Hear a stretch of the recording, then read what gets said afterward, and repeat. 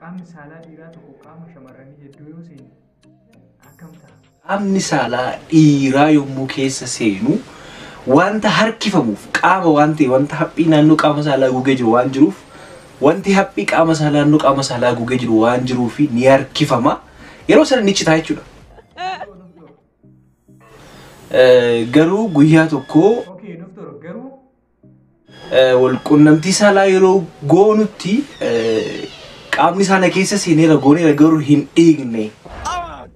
Qaamni saalaa shamarranii waan haguugunii qabamoo hin qabu kana yookaan akshinii harkaatiin nutti argisiisame. Immoo qaamni saalaa ishee gara alaatiin kan haguugee jiru membreenii haphiin sun yookiin durbummaa kan jennu jira jechuudha.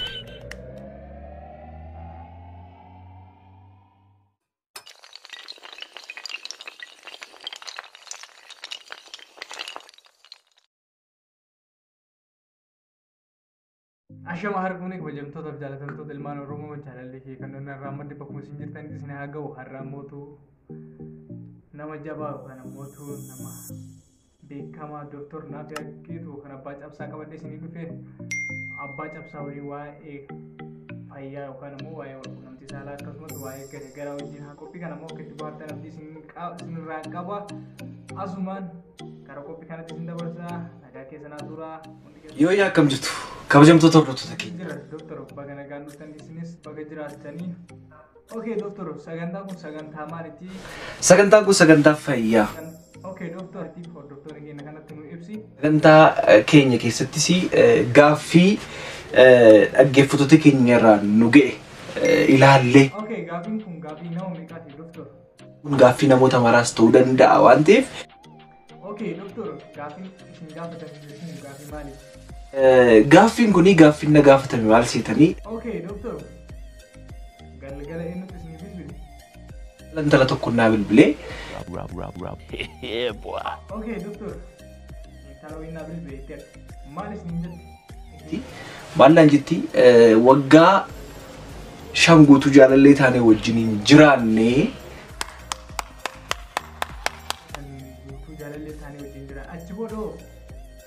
Hiriyaa kiyya waliini. Guyyaa tokko walitti buunee hin beeknu. Okay, duuba uumaatu uumaa. Anis immoo dhiira bira ga'ee hin beeku. Dhiira wajjiniin wal qunnamtii saalaa yookiin immoo dhiira waliin seeksii godhee hin beeku. Achi booda doktor. Garuu guyyaa tokko. Okay, doktor garuu. Wal qunnamtii saalaa yeroo goonutti qaamni saala keessa seeneera gooneera garuu hin dhiigne. Oh God! Oh God! Jirre waan tokko akkam goone boosee natti himti immaan buusaa natti himti baay'ee. Maal bootee isinitti himatti? Mudannoo akkasiin na mudate maaliin godha doktar naan jettee. Eeshi doktor isaaf on bilbilee? Warratti walii gallee isaafis bilbilee yeroo. Eeshi doktor wanni kun nama mudata? Eeyyee namoota hedduu mudateera. Okay doktor asitti waan isin gaafadhu jira. Durbummaan hawaasa biratti maal qaba? Iddoo guddaa qaba. Doktor asitti qaamni saalaa shamarranii waan haguugunii qabamoo hin qabu kana yookaan akshinii harkaatiin nutti argisiisame. Immoo qaamni saalaa ishee gara alaatiin kan haguugee jiru membreenii haphiin sun yookiin durbummaa kan jennu jira jechuudha.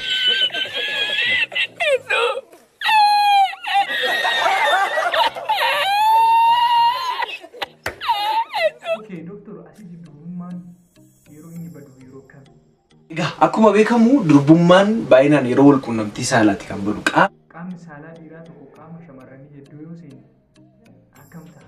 Qaamni saalaa dhiiraa yommuu keessa seenu wanta harkifamuuf qaama waan ta'e wanta haphii naannoo qaama saalaa gugee jiru waan jiruuf wanti haphii qaama saalaa naannoo qaama saalaa gugee jiru waan jiruuf ni harkifama. Yeroo sana ni citaa jechuudha.